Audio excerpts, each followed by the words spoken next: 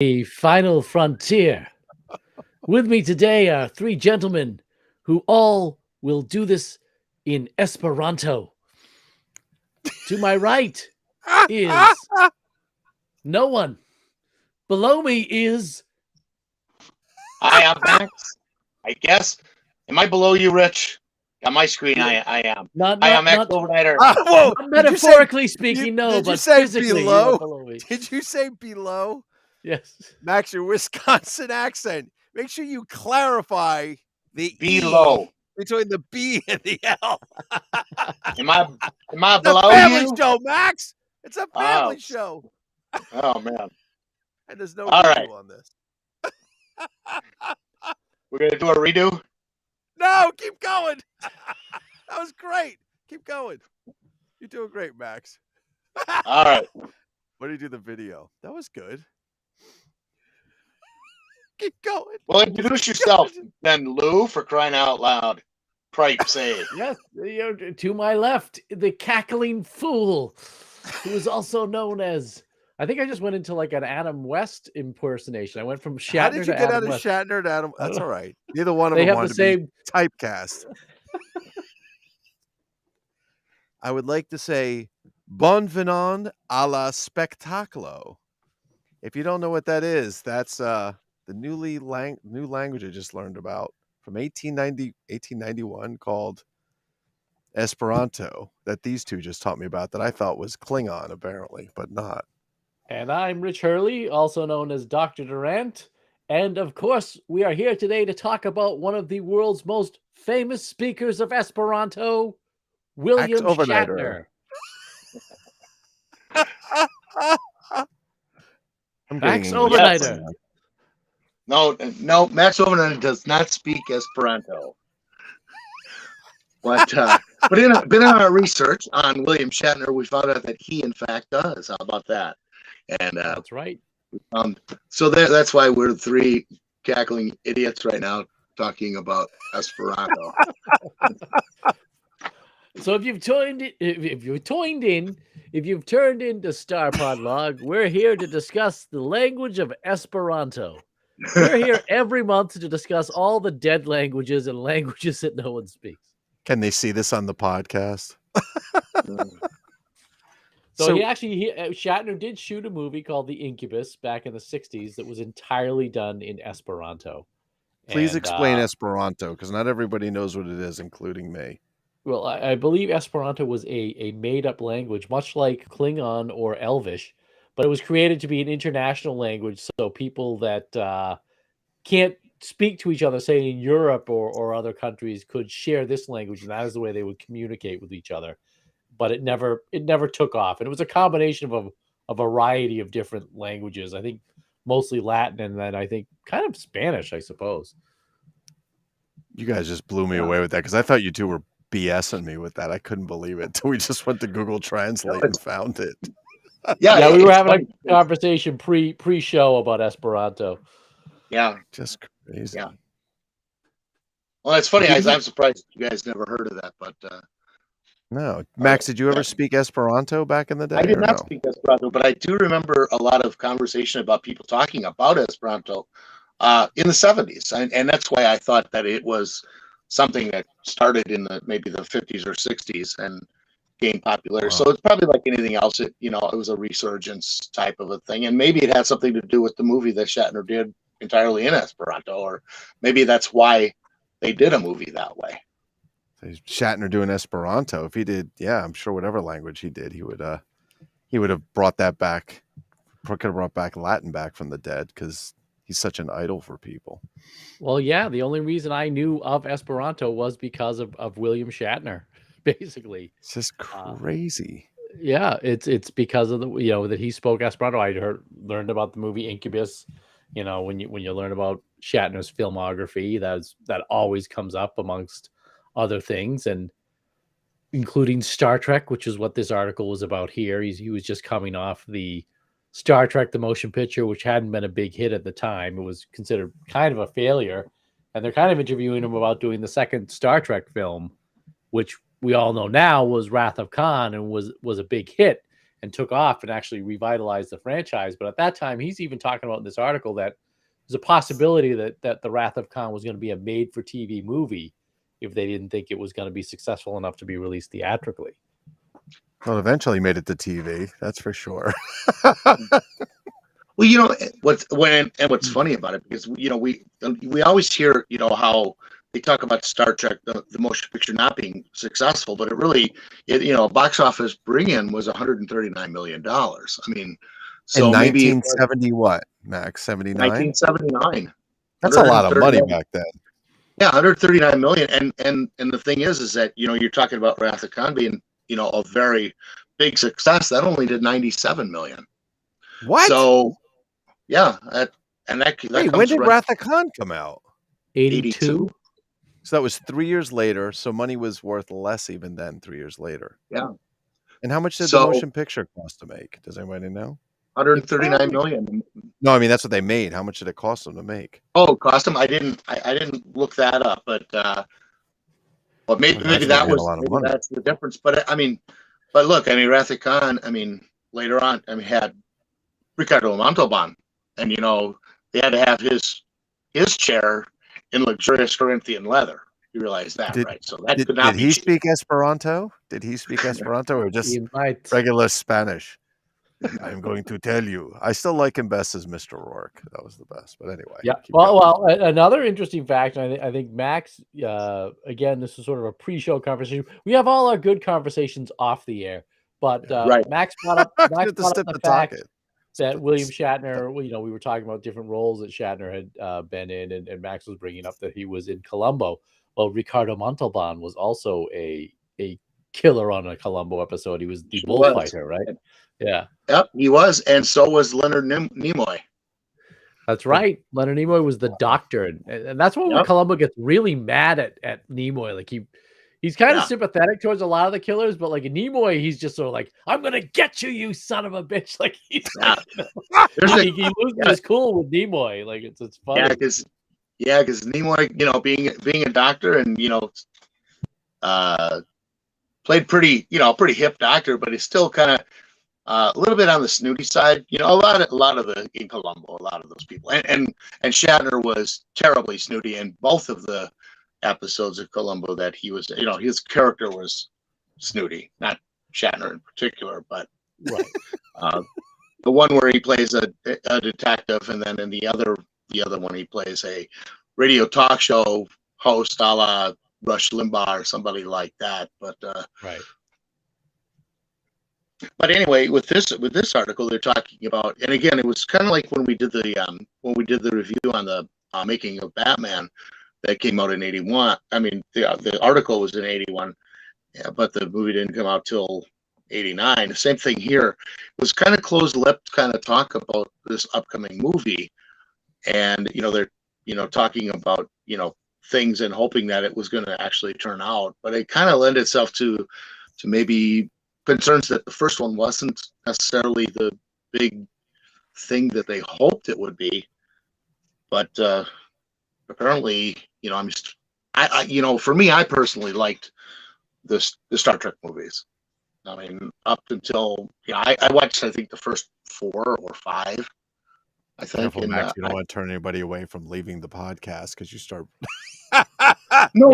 I mean, I'm just saying is that, you know, but I think maybe because I'm not as hardcore Star Trek person as somebody else is. I took the movie the way I always take movies, is I go to be entertained, and I found Star Trek the motion picture to be very entertaining, and you know, same thing with Wrath of Khan and Search for Spock and all of them. You know, I take them for what they are, as being entertaining movies, and if I can put on something that's going to entertain me, and I was familiar with the characters, you know, so, but maybe not as well, it should have been this or that, you know. I mean, what, you take the movie within its parameter from the beginning to the end credits and say, hey, this was, I was entertained. It was worth my money to go out and check it out. Right. So, yeah. And especially since I usually just rented the VHS tapes from Blockbuster, I'm not out much.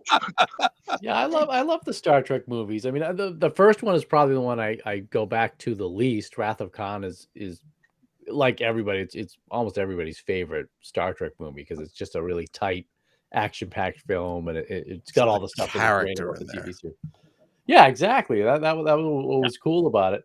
And maybe because they were sort of shooting it along the lines of a TV movie, that's what I mean. When you do watch it, it doesn't look like a TV movie to me at all. It's got big effects and stuff like that, but they might have tightened it up. The script was tighter because there was probably the possibility that it might be on TV.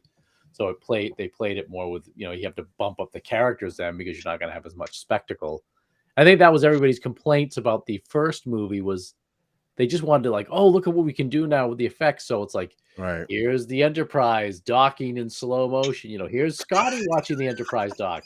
Here's Spock watching the Enterprise. Every character is just watching things float around in space. And they were doing sort of a Kubrickian, like Stanley Kubrick style movie instead of a Star Trek film. And everything was in what, Rich? Three shades of gray, yeah, white, or tan? like avocado green, brown, tan. Like, I mean, the TV show was like primary colors, red, yellow, that was blue. the best part. And then you go to the movies and it was just like, it was like dull, harsh lighting, It was so depressing. Like, it's like the future is depressing. But it's so white and clean. Maybe space is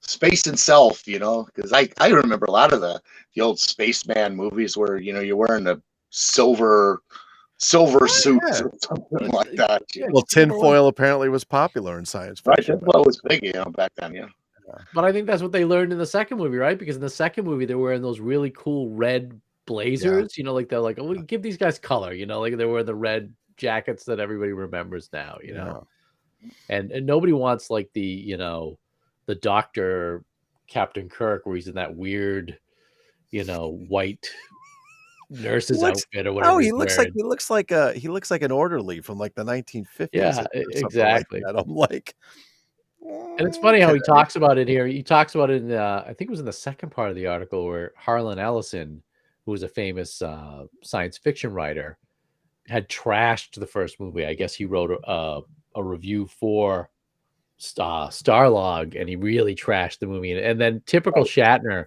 is he gives one of his sort of underhanded insults. He's like, well, he had some. I believe his words were a little strong.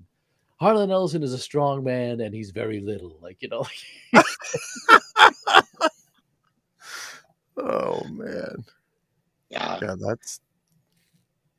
Well, and it's interesting because as an actor, when you put your heart and soul into doing a project, and you're following direction, and you don't really have probably as much influence on the storyline or the dialogue or whatever as maybe you would like, but still, you got to think that they take it kind of personal. I mean, because they did a lot of, they ended up, I mean, let's face it, when people talk about Shatner, I mean, they're thinking of Kirk. And so that's kind of, despite his full body of work that he's done, like, as we mentioned, I mean, we're looking, back at IMDb at all the different stuff that Shatner does, but he's, I would think that, that he did. I mean, I think that he's probably going to be a little bit sensitive when it comes to, the Star Trek, because it's, it's such an iconic work. And it's funny because, okay, this guy pans the first movie, and what did they do? Like 16 Star Trek movies later, Right. And that's so, we don't know the future, right? Like it's crazy when you go back and look at these articles. Where is that guy? That guy who panned it? Who is he? Right? Do we know his name? Why do we care? Yeah. No, it's all Kirk. Well, I thought I read that when they did the pilot for Star Trek, they didn't even think, they thought it was going to be really like not a very good show, and it would never really. Well, I know they wanted it to, but I read that people are saying, it's not that good. It's not that good. And then I remember reading, I don't know when, but at some point it was like the #1 syndicated TV show in the world. That's where it really took off. And it's Kirk and Spock and maybe McCoy and, all the main characters, of course, but Kirk is like, obviously he's the strongest, right? They made him he's Johnny Macho and the super, I know it all. And that's what I think that a lot of that stuff kind of went, Shatner is Kirk to a certain degree, and he Oh, says it yeah. all the Oh, time. yeah. He says it in the interview. He's like, "Well, I am Captain Kirk. Those words are my words, and if Kirk is saying them, then it's me saying them." It's like he's always had kind of a big ego. I have a record, like an LP from the 70s before the movie, where Gene Roddenberry interviews different members of Star Trek. It was just when Star Trek fandom was starting to take off. Imagine that's on a record, though. They were Right, it's on a interviewing people on record, a yeah. record. Buy a I would buy a record. record and listen to an interview over and over. Yeah, and you could listen to the same interview over and over. And not Kirk, I'm calling him Kirk. Shatner didn't want to have anything to do with that fandom to start. He was sort of like, I don't want to be typecast. I'm sick of Kirk. I don't want to be Kirk. And I think as the roles got leaner and leaner and leaner, in the mid 70s and late 70s, sort of like, yeah, I'll be Captain Kirk. You can make millions of dollars. Well, right. Do you want to make $1 billion? Anybody can do it. Yeah. And I have to say, I met him at a convention, and he has a reputation for being a little cranky sometimes and stuff like that. But when I met him, he could not have been cooler, and he is very charismatic. And I was just like, I was like an 8-year-old kid again. I was in line, and I met him, and I was just like, and all I said was, I go, "You've been my hero since I was a kid." No, I said, "You've been my hero since I was a little boy." And he goes to me, "Well, it's not that long ago since you were a little boy, Rich." He's like, "Do you see all those 10,000 people behind you? Yeah. They've been telling me the same thing all day." Yeah. But at any side, he was a great guy. He really was nice for the few minutes I met him and spoke to him. And he's done some fantastic stuff. I mean, like Max said, he did Columbo, and of course, he was in the Twilight Zone, Nightmare at 20,000 Feet, which is one of the iconic episodes of the Twilight Zone. Sure. Oh, without a doubt. Yeah. And then the other episode of the Twilight Zone, and he did. Well, of course, he did Outer Limits, and a lot of those actors. I mean, it's amazing how many different shows. That as we were looking back, all the different stuff, and it's like, holy cow, Wait, can I give you guys? Can we try let's try like a 30-second trivia. I'll name the movie or show, and you tell me the role. I'm going to hit you with some really hard ones. I don't think you're going to know these. These might be more surprising. Rich will know them, I think. All right. I don't know if I'll know the names of the characters. All right. So in 1954, he was on the Canadian Howdy Doody show. What was his role? Ranger Bob. All right. Ranger. All right. How about this? Howdy Doody. Do the Outer Limits. How about the Outer Limits? Who did he play in? Do you remember what episode it was? Do you remember the episode? Jeff Barton. Wow. Did you just look that up, or do you know that? No, that's the one. He's like he's an astronaut. I think he goes in. He's trying to get set up to go to like Venus or something like that, or he goes to Venus and he starts to see this alien. Some people like the episode, some people don't. But I love all those anthologies, those Outer Limits, Twilight Zone. Did you know he was in Gunsmoke? Sure, he was in everything. He was on. He was in the Man from Uncle, Route 66, yeah. The Defenders. Yep. He was in Thriller, the Michael Jackson video. Oh no, I'm sorry, Thriller. Oh, no. Let me ask Max a question. Max, was he ever on an episode of Perry Mason? Ooh. Probably. I would. Tell him in Esperanto, Max. Tell him in Esperanto. I watch Perry Mason all the time. I do watch Perry. I can't think of an episode that I can remember him being on. I think Adam West was, but I don't know if I remember. I don't know. I'm not a Perry. I don't remember seeing him. So many people were, but I can't say as I remember him being on Perry Mason. All right. I'm going to name 4 shows. You tell me which one he was not on. You ready? Here we go. All right. Hawaii Five-0. Barnaby Jones. Mannix. The $6 Million Man, and Kung Fu. That's 5, but I'm going to say he was not on Barnaby Jones. Okay. I'm going to say he was not on the $6 Million Man. You're both wrong. He was on every one of those. Every single one he was really? in. Yeah, every single one. I was looking at it. He was on everything. You're absolutely right. I wouldn't. You would think people would know about the $6 Million Man episode. He was Josh Lang in the episode Burning Bright, and he was on 2 episodes of Kung Fu. Barnaby Jones. They did that all the time. They would recycle those guys through Kung Fu. Like, yeah. Barnaby Jones, he was Phil Carlisle and Fred Williams in the episode To Catch a Dead Man. Wow. Hawaii Five-0, he was Sam Tolliver in the episode You Don't Have to Kill to Get Rich, but It Helps. That sounds like a lawyer commercial. That was the period where he was in everything. He was living in his truck for a while in the early 70s because he was so broke. He had no money, so he probably did tons of TV. Jeez. He's in a great movie back in the mid 70s, The Devil's Reign, where it's one of John Travolta's first starring roles. John Travolta plays a Satanist with no eyes, and Ernest Borgnine's in it. Ernest Borgnine. Oh, Cabby. Ernest Borgnine's the devil. Actually, you might have seen it. I think Svengoolie's shown the devil. I was just going to say, I think that was just on Svengoolie a couple weeks ago. Yeah. No kidding. Oh, no kidding. Yeah, the Devil's everybody's Reign. in that thing. Keenan Wynn. Yeah. Eddie Albert, Ida Lupino, Tom Skerritt. He was in Airplane too. That's important. It was an Airplane. That's right. Airplane too. How come he never took off like what's his name there from Naked Gun? Oh, Leslie Nielsen. Yeah, because he could do the same thing, right? It was always you're right. It was always the same thing. Yeah, and I don't know. I think the fight, like Shatner seemed, like I said, he seemed to have a good attitude and stuff. Like you said, you met him, he was cool. I know people said maybe he's not, but I did see, like, just side notes. Leslie Nielsen, they interviewed him outside doing the movies, and he wasn't so nice. He was kind of a crabby old dude, but. Yeah, but Shatner's in everything. He's in everything.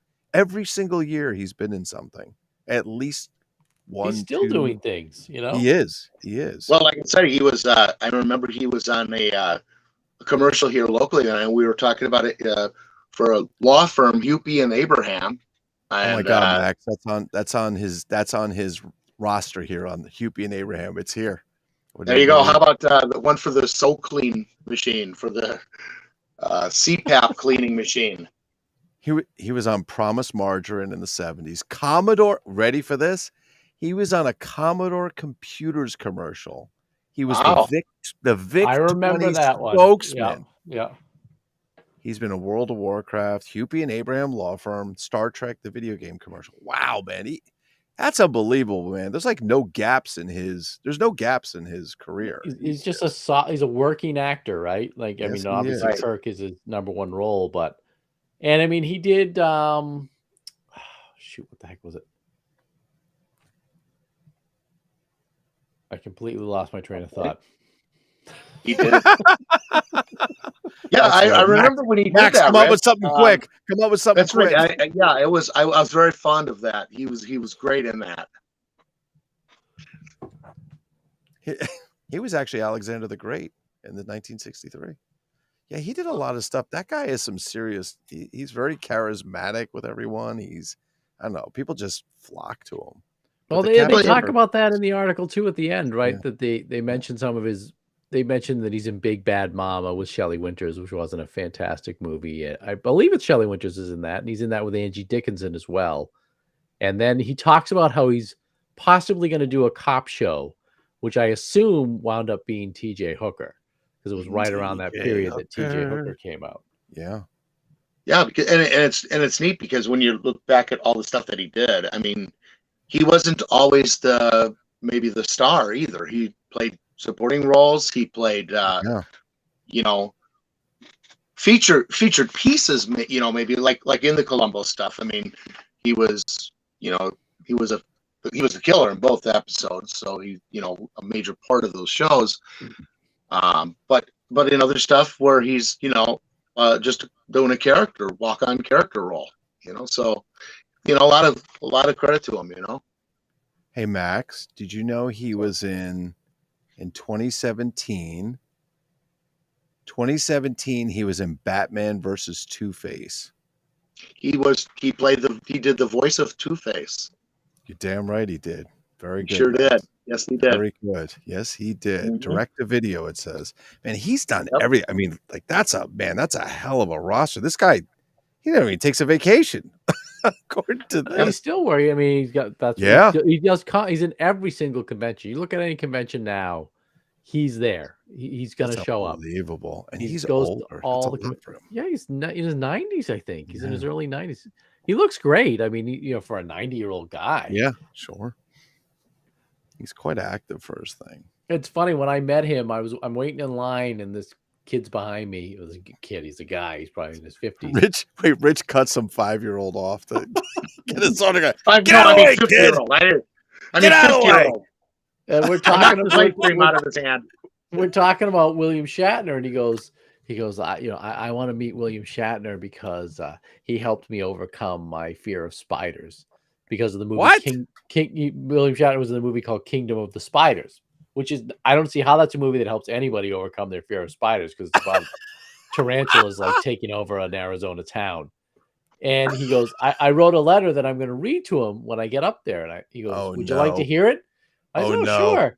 It was a 7-page letter that went on forever and ever. And I was just like, my eyes got wider and wider. And my Rich jaw, was like an airplane where the lady turns into the skeleton, or he's hanging himself from the roof. Oh, man. And I said to myself, I said, there's no way he's going to sit still for you to read him this 7-page letter, dude. Like, the line behind the guy. Sit there and watch? I would have had to. I would have had to see how many pages he got through. But it was like spiders are actually very interesting to the environment. And then he goes on with a whole history of spiders and how spiders are beneficial to the environment and what they can do. Oh my God. Yeah, I think if he would have been behind me, I would have had to, after I left, maybe given William a clue what was coming, but I would have stood to the side and just see how many pages he actually got through and see how William Shatner brushed him off. At today's Star Trek convention, William Shatner hangs himself while fan reads long letter. I mean, can you imagine being William Shatner? There's 50,000 people want to meet you. Well, you've been here for 37 minutes. I know. Yeah, I'm almost done. I'm on page 3. Okay, well, can you come to the side? Very interesting. I don't think I have time. Why don't you just hand that to me and I'll read it later? There you go. There you go. Oh my gosh. Wow. That's funny. That's too funny. Does he charge for his autograph when you go up? Yes, he does. Yeah. Oh, yeah. I can only imagine what he charges for that. Everybody charges now, Lou. Nobody gives it away for free anymore. Max does. Max gives it away for free. That's right. I'm gonna set up a booth at the local Comic Con here in Coloma, and who are you? William Shatner. Just have William Shatner. I'll have 8x10 glossies, and I'll be signing them. I'm William Shatner. I have an 8x10 glossy of my left foot. Would you like one? Now those I would have to charge for because I've got a pretty exquisite left foot. My left foot. Now there's a movie. Oh, don't even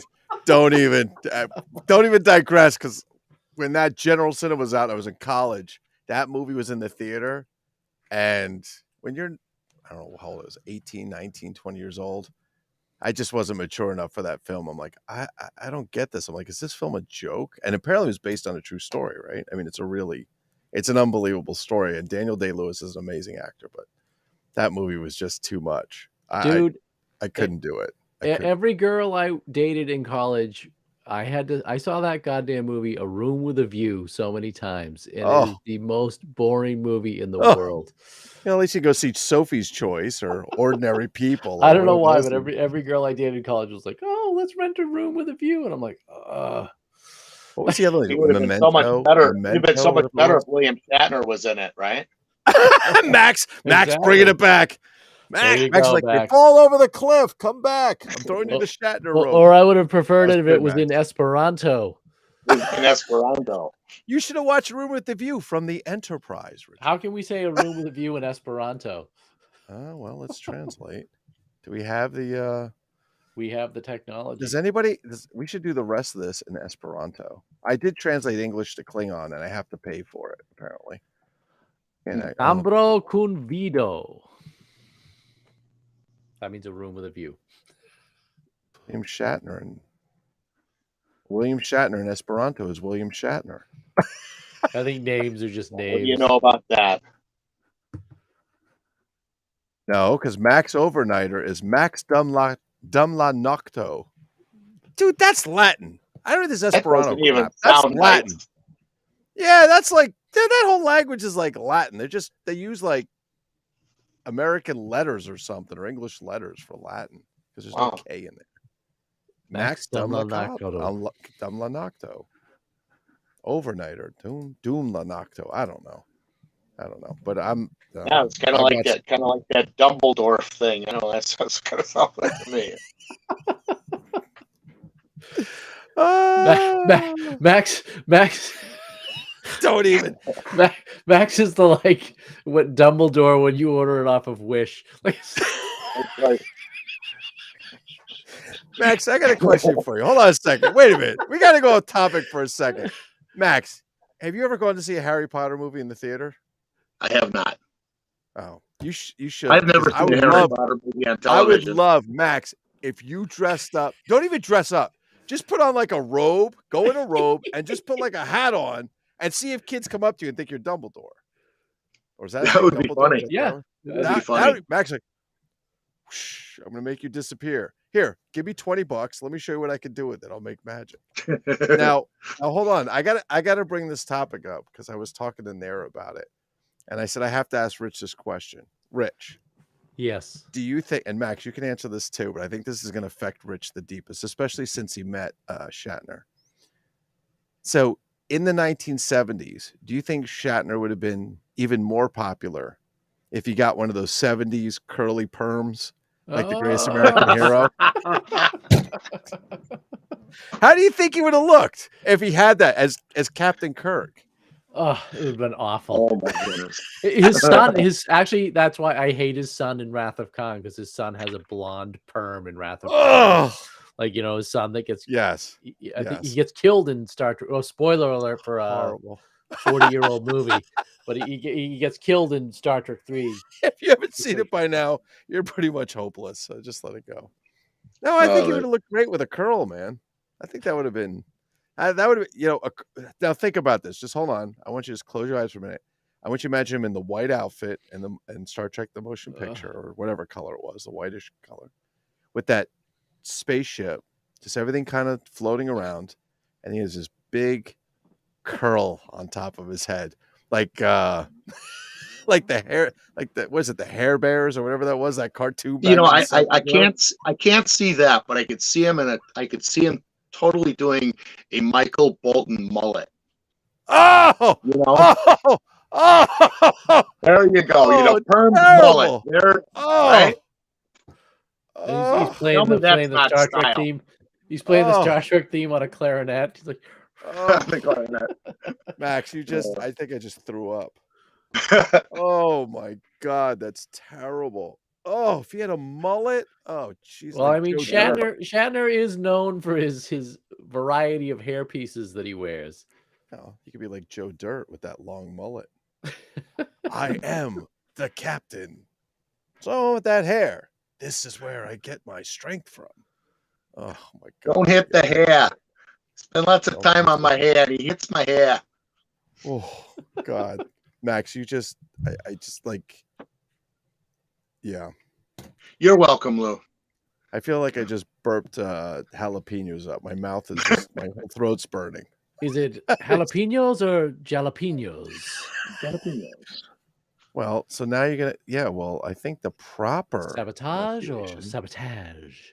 I think the proper pronunciation Esperanto's jalapeno with a J on the end. Jalapenos. Yeah. Is there an accent to Esperanto? Is there some kind of accent? No idea. You can watch the whole movie of the Incubus on YouTube. Now wait a minute. Did it have subtitles? Or do they expect you to understand Esperanto? Oh. It has subtitles. I don't know if it originally had subtitles when it was released. It must have, because I don't think there was a massive Esperanto community. I mean, you go to Netflix, it says subtitles, English, Esperanto. Maybe we are the three guys that can bring Esperanto back. I mean, if people are out there speaking Klingon, doing Shakespearean plays in Klingon, and is it Klingon or Klingonese? Klingon. Oh, I don't. Well, they teach Klingon in college here, right? I mean, Yeah, I did have yeah. a book that I bought when I was a kid because I was a huge J.R.R. Tolkien fan of How to Speak Elvish, but I never Elvish. learned it. So Rich goes to the donut shop. Avisham Visto. And I'm like, what? It Yeah, would that's be more like Elvish. Mithrander Strathis, and I, then I, Klingon is like tak tak tak tak tak tak listen, tak. that Klingon's been going around for a long time, way back in the early internet days when people would just chat because that's all you had, no video, no anything. There Right. was chat rooms and there was one in Klingon. I remember going in and nothing. I'm like, what are these guys typing? I have no idea what they're typing. And they're actually, I guess, typing in Klingon. The guy's like, you have Was that to back in learn Klingon. You have to learn Klingon to get out of here. There was no, or get in here. There was no Google back then. It was go get a book and learn it. I was like, oh yeah. was that back in the old days of AOL chat rooms? That You've was, got yeah, mail. yeah, it was basically back. It was like 1996. Exactly. I just freaked out your computer, right? Captain Kirk. Listen, I still one of my favorite things with him is when he was on Saturday Night Live and he did the Star Trek convention and what's his face had the Spock ears on. He John points like, Lovitz. you, have you ever kissed a girl before? It's not real. Go home. His son lost it. He's just good. Even when he's like doing like non-serious stuff, he's very good. Yeah, and they do the funny one on that one too. It's the same episode where he plays TJ Hooker. And he's Yes. just on the hood of the car for like the whole time, like he's going through different weather patterns. And it's like, I think it's safe to say he was a good sport for stuff. You know. yeah, he's a good guy. I mean, he gets a bad rep, but who doesn't? Well, I can imagine if you're signing autographs all day, you're at a convention walking around all day, and people are just constantly, want to talk to you. You know, there's a point where you're like, I just want like 5 minutes to myself. Can I Right. pee in the men's room by myself, or do I have to be followed by fans? You know, I'm sure there's a point where you want to get a little bit of a break. But it must be rewarding to know that, throughout your entire life, you did one. He did this role way back in the Yeah. 60s. He's in his 90s now, and people still love him and know him for it, and it still endures. It hasn't ended. There are certain roles, I mean, nobody really thinks of James Arness from Gunsmoke now, or Raymond Burr from Perry Mason. Those guys have kind of died out, but this is Or endured. Lauren Green from Bonanza. Yeah, right. Whatever Exactly. else he used to do, And dog food commercials. I mean, there was a time that Gunsmoke had been on longer than any show in history. I think it's still. forever. I think Gunsmoke still holds that record. Didn't The Simpsons beat it? Oh, did they? Yeah, The Simpsons is in like season 32. Right out loud. How do you come up with enough material for that stuff? I don't get it. It's crazy, right? Yeah. I imagine if I was Shatner, I would like where they did one of the Avengers where Tony Stark builds his house on the cliff. If I was Shatner, I would build an Enterprise. That would be my house, and it would be like hanging out over the cliff, like the dish, and then you could pull in the back. The back would be where you park the car and you walk in. It just looks like your house is a big spaceship. The Enterprise. Right? Over the Enterprise over the cliff. I think the doors all open up like whoosh. That Computer, turn on TV. Too crazy. Turn on. All right. So you've hit your 38.5-minute mark. You think? I think we pretty much keep going. I think we pretty much covered the article and then some, and in Esperanto and mullets and men with curly hair. Did we miss anything? We got the curly hair, the Esperanto. We did the trivia. You did the voice, although you did a little Adam West with the voice too. You did a convention story. That's good. Max hit all the shows that he was in that people didn't realize, like Columbo and stuff. What did we miss? Oh, we did the curly. No. Well, essentially, the article was him talking about Star Trek, the motion picture, and where Star Trek II: The Wrath of Khan was going to be. Which they don't mention the title of the film in the article at all. Just it's the or anybody else that was going to be in it. They were kind of vague on other actors and what the storyline was going to be, and even who the directors and. The only thing they did mention, which I guess we didn't mention, which is kind of important, is Gene Roddenberry was out.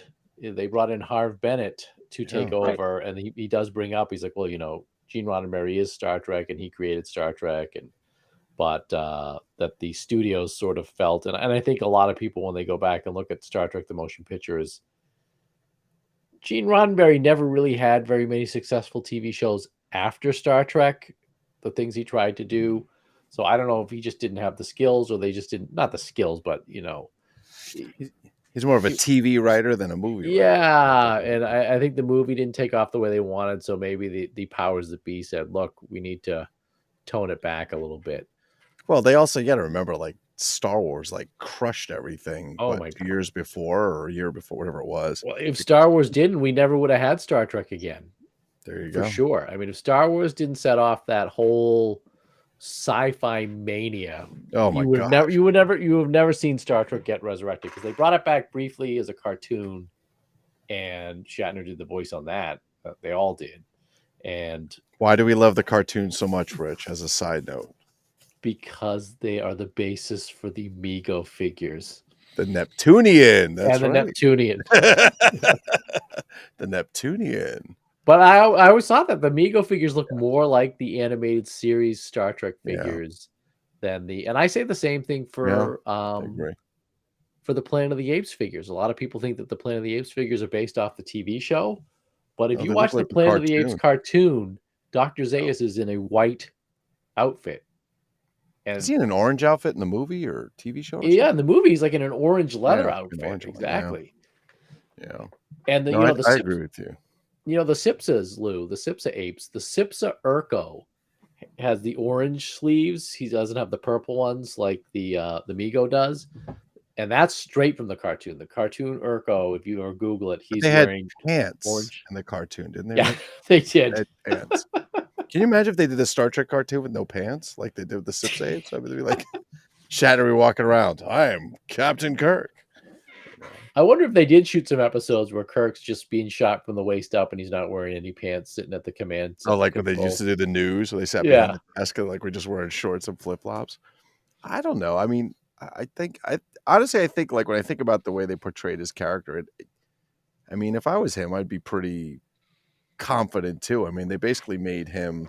He could have any one of these fine green, purple, red, or orange ladies on the show, and they just kept throwing them at him. So I'd say. Well, it's interesting. The first Kirk, well, not Kirk. The first star was going to be Jeffrey Hunter. Yeah, that's the and then the only one that made it over into the next rendition was Leonard Nimoy as Spock. They thought he was interesting, and then they cut that up. Everybody knows they cut that episode up later to be a two-parter in the series, and then they shot a second pilot with Shatner as Kirk, and that was the one that the network sort of gelled to. Listen, he did his thing. He did his. That guy is a magnet for money for himself. He's still doing his thing. Yeah, he's up there. So I know. It's crazy. It's absolutely crazy. Well, good for him, man. It's nice to see something like that, and he's still going. I mean, he's only 3 of them left now: Kirk, Takei, and Chekhov. Oh, Chekhov's still alive? Oh, I didn't realize he's that. Still alive. I realize that. The funny thing is when you hear him speaking, he doesn't have the Russian accent. I'm like, well, you know why Chekhov was brought into the series, right? I would imagine it's something to do with Russia at the time, the Soviet Union at the time. Well, it's combination of The Man from U.N.C.L.E. was very popular, and The Man from U.N.C.L.E. had Elia I can't pronounce the last name, Kirkian, who's the Russian heartthrob. So they wanted to young the crew up a little bit, and they brought Chekhov in to be sort of the Russian, heartthrob, and they gave him a Beatles style haircut to the Beatles give him that to coast on that Beatles popularity. He was brought in, which is funny because if you see the actor now, he's not quite a heartthrob. No offense if he's out there listening to this episode. Yeah, he's listening to this episode. Meanwhile, the Enterprise beams over Rich's house and 2 photon torpedoes into the living room or something. He's a huge toy collector, and he loves collecting the guy that played Chekhov. What, Star Trek toys or? Star Trek and other toys, yeah. No shit. He collects all sorts of stuff. He especially loves collecting figures of himself. I wonder if Shatner does that. I was gonna say, do you like you ever see when somebody goes, they make a toy and then they give it to the actor, and of course the actor probably like, oh, this is the greatest thing. It looks just like me. I'm pretty sure they go home, half of them be like, this doesn't look a damn thing like me. Like, what Throw it is on the this? floor. Yeah, like, what do you do with it? What does he do with it? I don't know. Shatner's got like a big, giant, 6-foot statue of himself in the house as Kirk. I mean, I don't know. He's got enough money. You could. What else do you do with your money? Right. Well, my daughter, don't when know I that take her, would want a 6-foot statue of myself in my house, but okay. You got Max. Do you have a Santa Claus in your house? Do you put a Santa Claus out? I have a lot of Santa Clauses in my house. Max is all over the place. He's as self-centered, egotistical that is SOB. that is true. I do have, so I have that. What was that? Was that you, Rich? Or was that no, Max? No, that Max, was probably me. Are you getting beamed up to the Enterprise? I might be. I don't know. That's what we should have done. You should have got the sound effect that we're being beamed out at the end of the show. Thanks for coming. I can't do that with my voice. I can't make the Star Trek transporter sound effect. Too funny. Oh my God, that's too funny. Well, you hit the 46-minute mark. Well, Aaron I Kavora. Aaron Kavora cut us That's out. a great way to end it. Well, This we was hit supposed the to be 10 46-minute minutes, mark. guys. So you got the edit pencil out there, and Yes, exactly. They cut all that. They get cut out. They're gonna leave the curly-haired Kirk in though. That's fine. The curly. Cut out all the dead air. Let's see. Hold on. What should we call it a night and give us the wrap up here? Give it through. So, without further ado, we'll bid our farewells to this strange planet. Below me is... Hi, I'm Max Overnighter. You'll find me on Facebook in the Migo Like group. Every once in a while, I pop into some other groups as well, but I hang out with these knuckleheads at Facebook, Migo Like, and my Migo Like every once in a while over on YouTube, along with my buddy, the infamous man of ill repute, that way. Max is like, I think it's reversed. I think that's what it is. Yeah. No, it's actually the right way. That's why. Oh, is it? Like you're over here. Well, see, Rich is on my left. See, yeah, it's like Rich is there, and Lou is there. Right. Oops. And there's nobody here. It's like laughing. The Brady Bunch style. Yeah, Brady It Bunch. is. It's like laughing. What's your name, shithead? Why he was pointing at you. I'm trying to figure out directionals. Trying to figure out directionals. I'm trying to point at Lou Mellagrana. Max could just go like this. Right. That's what the man of ill repute is your cue, Lou. Oh, that's me. Oh, I'm sorry. I thought we were still doing the thing. So I am Lou Mellagrana. You can find me with Max on Migo Like on Facebook. Oh, Jesus, face group. Jesus Christ. FaceTube. FaceTube. Friend Face. I don't know. I was watching the IT crowd and they have Friend Face as you the find Facebook me on parody. YouFace. Yeah, find me on Twitter. You can also find me on YouTube on my Migo Like, and you can find all of our collection of 200 pages on mymigolike.com. And to my left, not as easy as it looks, is it, Lou? I'm look at the screen. I'm going like this. We don't know our lefts from our rights, or what's up or what's down. To my left is James T. West. I'll take it. Completely different show. That guy. My name is Dr. Durant, and you can find me on YouTube, as well as various pages throughout Facebook. We have a Dr. Durant's Facebook page. And my real name is Rich Hurley. So please come and check out Dr. Durant's Sanctum. We talk about all sorts of fun and interesting things over there, including toys and comic books and what have you. Did you ever do an episode on a Kirk mask or no? Did you do one? No, the That's Kirk what you mask. should do. Since you just did Yeah. this, you should do the Kirk mask. I did Time it. do. I did an early Drive them one in. on my Star Trek stuff. I've got to do the Star Trek one again because Yeah, that's good. another thing I enjoy with the Star Trek franchise is the old Gold Key Star Trek comics. And Don't even get me started. Those are so badass. Those are I love fantastic. them. Yeah. They're so badass. I've got some of the early ones that have the photo covers, with Shatner and Nimoy actually. Oh, on the really? cover. Yeah. Oh, badass. Oh, yeah. They're very cool. They're very cool.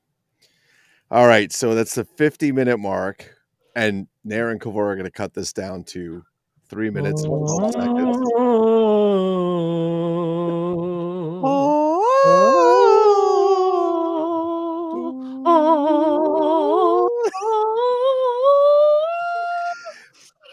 Facebook is going to slam you for using music. Remember, guys with curly hair suck. Yes, I'm gonna find something. I'm gonna try and put the Greatest American Heroes hair on a picture of Shatner. I'm gonna frame it and send it to you for Christmas. Signed, Love Bill Shatner, or something like that. All right, we're gonna cut this off. I think we're good. Thank you everybody for joining. Although you can't see us now, we'll post the video later for those that want to see it. And I think that's it. Good night. Peace. Night. Long and prosper. There we go.